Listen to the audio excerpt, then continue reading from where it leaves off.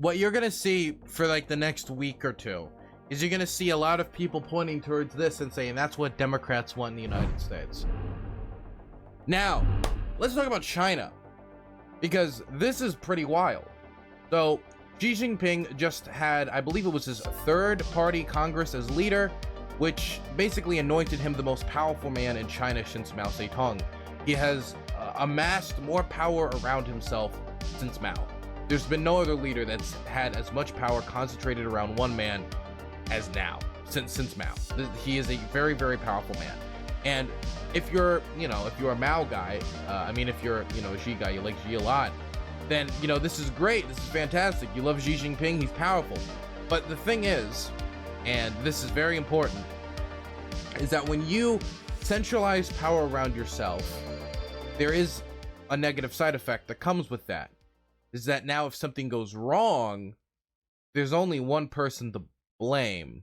I mean, you can try to say it was this lower level guy or that lower level guy, but ultimately, at the end of the day, if you've centralized power around yourself, you've taken on the responsibility of the state, and now all roads lead to you. Or in this case, all roads in China lead to Xi.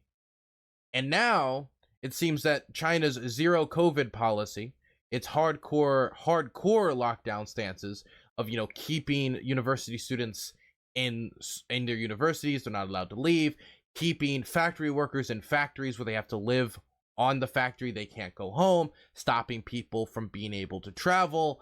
All these different policies have coalesced and have led to a large-scale protests across the country. These aren't necessarily directly coordinated because the government is working very hard to stop them from being directly coordinated, but large-scale protests are breaking out of the country. But as is the case in many protest movements, there was something that, was the final straw on the camel's back. And in this case, it was a fire in Xinjiang that ended up burning 10 people to death. Well, I mean, they didn't all burn to death. Some of them, inhaled toxic fumes, and that's what killed them. But they all died as a result of the fire. And there's a lot of speculation on Chinese social media, if it's not being immediately taken down by Chinese party censors, that this was possibly actually the fault of COVID lockdown policies. Now, we don't have any definitive proof as of right now. And of course, the Chinese Communist Party, the government, is denying that. But there is stuff that makes you scratch your head and ask questions. So let's read this article quick. A deadly fire in an apartment building in China's far western region of Xinjiang set off an outpouring of anger online and a street protest on Friday in the region's capital, with residents calling for the lifting of lockdowns that have confined many to their homes for more than 3 months. Chinese commenters on social media shared reports and footage of the blaze that killed 10 people and injured 9. In the Xinjiang's capital, demanding to know if COVID restrictions had hampered the rescue or prevented residents from escaping their apartments or the building. Late Friday, video circulated widely on the Chinese internet showing throngs of residents marching to a government building and chanting "End lockdowns," the latest sign of mounting frustration with Beijing's exceptionally stringent pandemic measures. Many of the videos were later removed from China's heavily censored social media platforms. The fire was ignited by a power strip that caught fire in a bedroom on the 15th floor of a residential building on Thursday evening, the city's fire department said. It later rose to engulf 2 floors above, the department said. Firefighters sent to the neighborhood took 3 hours to extinguish the blaze. The authorities said that the dead and injured who were taken to the hospital had inhaled toxic fumes. Much of Xinjiang, a region of 25 million people, has been under lockdown for more than 100 days as part of the authorities' heavy-handed response to COVID outbreaks. In some cases, the lockdowns have left residents in dire straits, with trouble searching for food and other necessities like medication and menstruation supplies. State media accounts said that the neighborhood where the fire occurred was of a low-risk management area, a category of lockdown that allows residents to leave their compounds provided they self-monitor and avoid large gatherings. But many Chinese internet users were skeptical of the official account. They shared what appeared to be screenshots of conversations between government and residents of the community, indicating that the compound had recently been placed under a stricter level of lockdown, which could have made it harder for residents to get to safety. Chinese commenters also pointed to a video footage which appeared to be attempts at putting out the fire as evidence that a lockdown had stalled the effort. The footage showed pressurized water from a fire hose spraying just out of reach of the burning building, suggesting that fire trucks were unable to get closer to the building. Some users said that cars that had been parked in the area could not be moved because their batteries were dead from having not been used for so long because of the lockdown. In a sign of the government's concern about rising public anger, officials organized a late-night news conference on Friday to explain how firefighters responded to the blaze. The city's mayor, speaking at the same briefing, apologized to the city's residents. Okay, so you can read the rest of the story, but I'm going to be honest, the specifics of this is not as important as what has been caused by the effects. Now, this fire is a tragedy. Obviously, it's a tragedy. But as is often the case with large-scale protest movements, it's merely like the straw that breaks the camel's back. Like, for example, the extradition bill in Hong Kong. That wasn't what caused everybody to go out and protest because they all cared so much about extradition rights. It was that on top of the censorship, on top of all the other problems that they've had with the Chinese government, on top of everything else. It wasn't just the extradition bill, it was also everything that came after it, like the outlawing of the booing of the Chinese national anthem, and the arresting of protesters, and the accusations of sexual assault against protesters by Chinese police. And it was all of those things which led to more and more people coming out. Like, for example, people talk about in Ukraine when it comes to Euromaidan, people talk about the association agreement. People say, is it really worth overthrowing the government because of the association agreement? Because Yanukovych said he would do the association agreement and he lied and he pulled out of it. And politicians lie all the time. If you keep that framing of it, you're also ignoring the rampant corruption issues and the murdering of the Heavenly Hundred, all those protesters who died, and the brutalization of protesters, and the attempted outlawing of protests. The association agreement was just the first step in that long path that led to Yanukovych not even being overthrown, but leaving the country. And so, when we talk about this, I don't want to concentrate on it too much, because this is, in my mind, the straw that broke the camel's back, not necessarily the only reason why people are going out and protesting. That's why, if you look around, all the protests seem to be about the fire. Not the fire, well, not just the fire, but also COVID lockdowns. And even in a few cases, some are directly calling out Xi Jinping, asking him to step down, and some are asking for the coming about of a Chinese democracy, of democracy in China, of ballot boxes, of elections, free and open elections, where non-Communist Party candidates could participate. Now that is new. That is different. That is strange. Because that doesn't happen very often in China. It doesn't happen very often at all. Now, there are small-scale protests in China, but many of them are regional. Right? Well, there'll be a labor dispute in some coal mine somewhere, and then there'll be protests or riots specifically around that coal mine. But it'll usually stay contained to that coal mine. Or there'll be some factory labor dispute where the workers didn't get paid what they were due, or there was some health code violation that led to some workers dying. But these are usually regional protests, where these protests aren't just regional, because the protests aren't just in Xinjiang, they're also in major cities all across China. These protests have been breaking out. So this is different, and the Chinese government is trying to contain it. They're trying to censor it on social media. There's even been claims, which seems to be backed up from my own looking at Twitter searches. There seems to be claims that the Chinese government might be using bots to try to flood up social media in tags of major cities with porn, i.e. that if you try to look up Shanghai, where major protests are occurring, and on Twitter, instead of seeing footage of the protests, you'll see like escort services and pornography in an attempt to like clog up social media so less people find out about it. Or if somebody was curious, they might be like, oh, I don't want to see that, and they'll close their phone. Twitter is dealing with an increased rate of these accounts that have been not been active for like years, coming out of nowhere and spamming porn and pornography. The Chinese government has also arrested and brutalized people at these protests, including a BBC reporter who the police arrested, and according to the BBC, kick and beat with like batons. And afterwards, their justification for it was, oh, we arrested him to protect him from COVID. To be clear, they beat the guy with batons, they kicked him, they really fucked him up, and then the reason they give for arresting him in that manner was they wanted to protect him from COVID. So in order to protect him from COVID, you must give him brain damage. I don't know. Okay, it doesn't really make sense to me. Feels like he was arrested just because he was filming the protest, and it wasn't because there was concerns about this guy, this one specific reporter, Ed Lawrence, catching COVID. It feels more like the Chinese Communist Party was, not wanting more coverage on these protests because they know from Arab Spring and how social media was used then that the prevalence of this information on social media and being readily available online can cause more protesters to come out, which can cause quite a ruckus.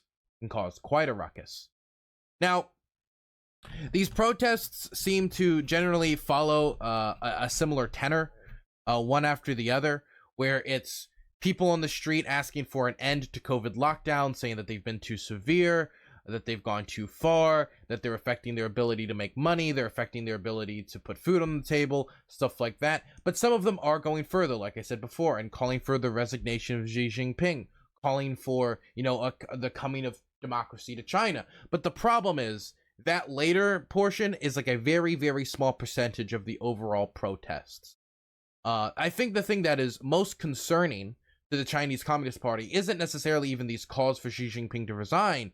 It's the fact that a lot of these protests seem to also cross class barriers, right? This isn't just some workers at one factory over here or some workers at one factory over there. This is workers, students, the business class of China. I mean, they all have different reasons for supporting the protest movement. If you're a worker, say a migrant worker, you're going to care about the fact that you haven't been able to put food on the table that much recently, and all the other concerns that you've had as a worker and how COVID has affected your ability to work.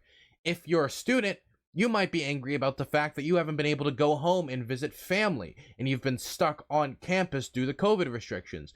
If you're, say, a part of the business class, the more wealthy types, the ones managing China's gigantic economy, you might be angry because you've been unable to travel to your business meetings or travel to areas that you need to in order to make money and continue your career. And because of the fact that this has such cross-class potential for angering the population, I think that's probably what's scaring the Chinese Communist Party so much. And it's part of the reason why these protests are, popping up everywhere. It's because they have an appeal to generally everyone in society to some degree. You don't need to agree that Xi Jinping needs to be torn from power in order to agree that, yeah, it sucks pretty hard. It sucks pretty hard that all of these workers have to stay at their place of work. All the students have to stay at the school, or all these people have to do this or have to do that with no personal say whatsoever.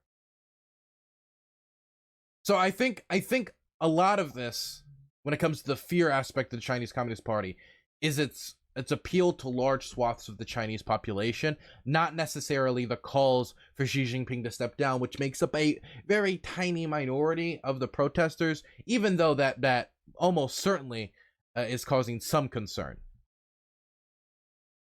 My goodness. I guess, we can look at some footage of these protests, I guess. We should look at some footage. I don't want to go all the way through this article. I'd rather look at some footage of the protest. I wouldn't say it's a tiny minority, Dylan. You think the majority of the protesters want Xi Jinping to step down or are asking for Xi Jinping to step down? Because if that's what you believe, I just disagree with you.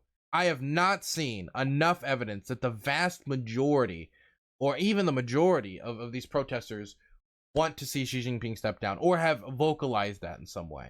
Because it's one thing to want him to step down. It's another thing to say publicly that you want him to step down. These are two separate things because they come with separate consequences.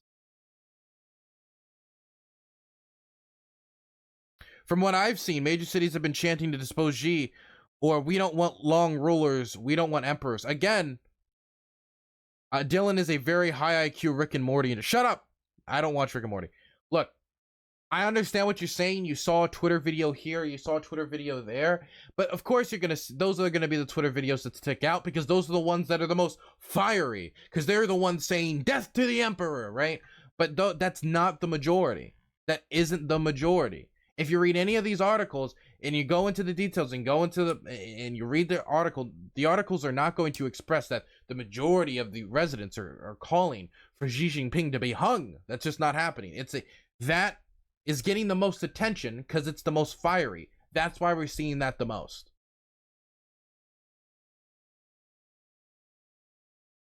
My goodness.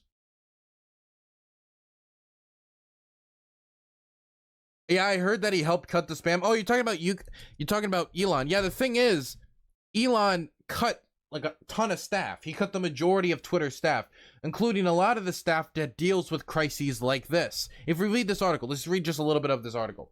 Twitter radically reduced anti-propaganda team.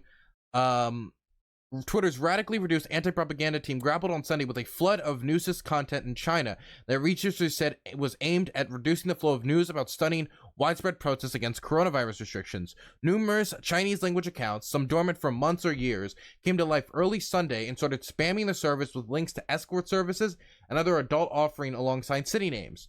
The result? For hours, anyone searching for posts from these cities and using the Chinese names for locations would see pages and pages of useless tweets instead of information about the daring protests as they escalated to include calls for Communist Party leaders to resign. It is not the first time that suspected government-connected accounts have used this technique, according to a recently departed Twitter employee. But in the past, it was used to discredit a single account or a small group by naming them in the escort ads. This is a known problem that our team was dealing with manually, aside from automations we put in place, said the former employee, who spoke on the condition of anonymity to avoid retribution for disclosing internal processes. In mass layoffs and resignations, Twitter's overall staff has been slashed from about 7,500 to roughly 2,000 surviving employees estimated. Some groups, including those dealing with human rights issues, safety concerns, and deceptive foreign influence operations, have been reduced to a handful of people or no staff at all. Sunday's campaign was another exhibit where there are now even larger holes to fill, the ex-employee said. All the China influence operations and analysts at Twitter all resigned. The campaign was spotted by researchers at Stanford University and elsewhere. Saturn Internet Observatory Director Alex Stamos said that the team is working to determine how widespread and effective it is. A current Twitter employee told an outside researcher that the company was aware of the problem by midday and was working to resolve it. By late Sunday, news images of the protests were showing up in the searches for posts in cities where rallies were being held. 50% porn, 50% protests, said one U.S. government contractor and China expert speaking on the condition of anonymity to discuss intelligence issues. Once I got 3 to 4 scrolls into the feed to see posts from earlier in the day, it was all pornography.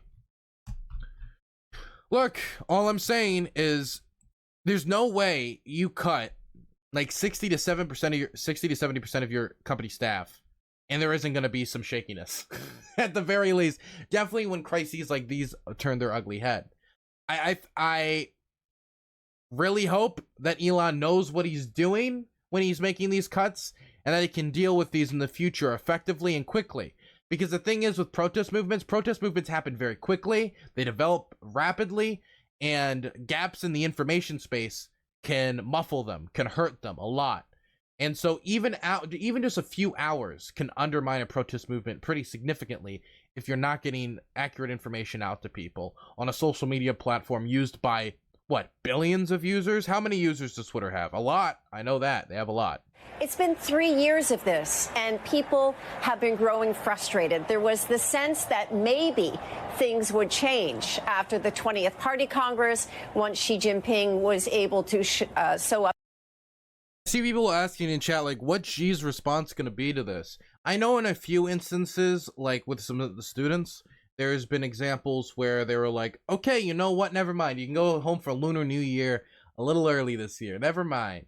So there's been a few instances where they've responded by trying to kind of like slightly lift restrictions and get a positive response. Most of it has just been kind of ignoring the protests or just telling them to go home, beating them up, arresting them, you know, the usual shebang.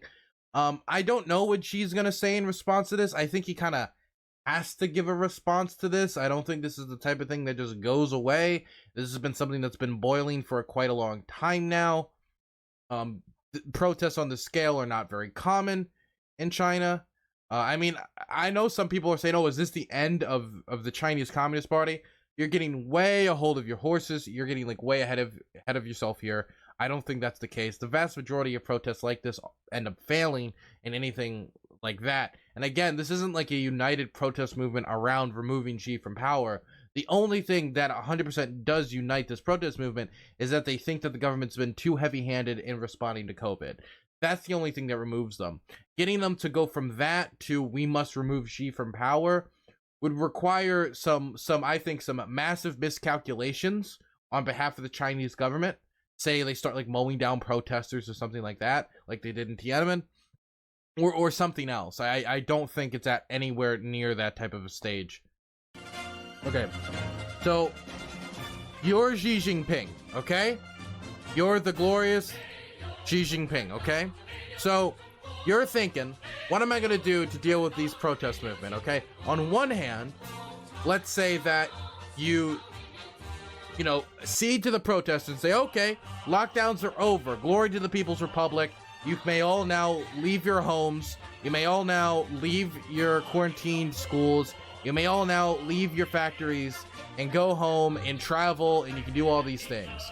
If you do that, while that might quell the protests, that'll also make people think, well, what was the last 3 years for?